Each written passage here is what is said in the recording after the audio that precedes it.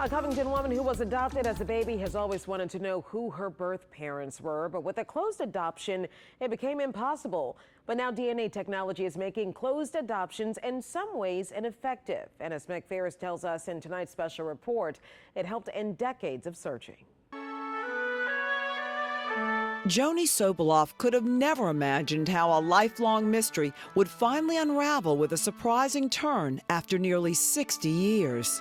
Everyone is a combination of nature and nurture. I have always wanted to know from the time I was conscious. She grew up in a loving New Orleans family, her dad an orthopedic surgeon, her lifestyle idyllic. But like many adoptees, she wanted to know since childhood how she came into the world. I could have walked into Vital Records with both my birth mother and my adoptive mother and me, and it would have been illegal for me to have my original birth certificate. Why do we not have the same rights that everyone else has? In between a career as a realtor and raising 2 children, she spent thousands on searchers, private eyes, joined support groups, and fought to get laws changed. Nothing but false leads. What I was told was that my birth parents were from New York. Nobody was ever from New York. Then 10 years ago, DNA test kits came out. She bought stacks and gave them out to grow the database. My greatest hope in finding birth mother was that it would help her heal. 5 years later, a match on her father's side. What went through your heart and soul? It's like, oh my God, I've got a brother. I didn't know if my parents were alive or dead. I didn't know if I had any siblings.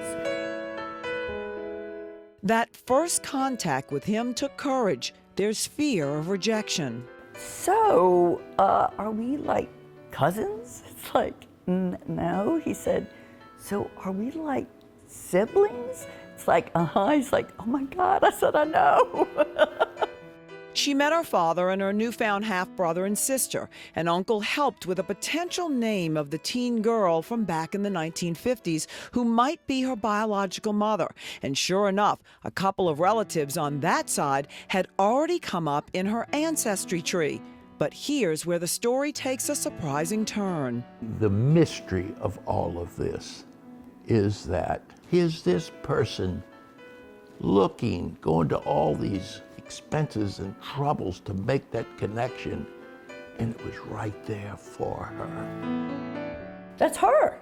Joni's known arborist Dr. Malcolm Guidry and his daughter Dion for 25 years. Back in the late 70s, they lived out of state, next door to Joni's birth mother, who even sewed for the family. Decades ago, when Malcolm moved his family back home to Covington near Joni, her birth mother made regular trips there to visit. Facebook uncovered that connection. I was surprised because I knew her birth mother for all those years. And this had never come up. And that's so common for women that have surrendered children. It is a wound that never heals. They don't know if the child is alive or dead, loved, abused. So Malcolm asked Joni's birth mom if they could meet. It took a little time, but she said yes. It was really interesting. We had the same hands, we had the same fingernails. It was just really kind of cool to finally see somebody I looked like. She can even fit exactly into a suit custom made for her birth grandmother. Joni found out she has 2 half-brothers on that side. It was a good surprise because we really enjoy having Joni in the family, and now we're able to do stuff with her, and we really enjoy her company. But I mean, it was definitely not the phone call you expect.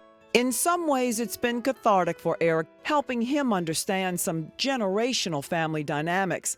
For Joni, she's happy that a state law changed a year ago, allowing adoptees to get their birth certificates. She finally saw hers.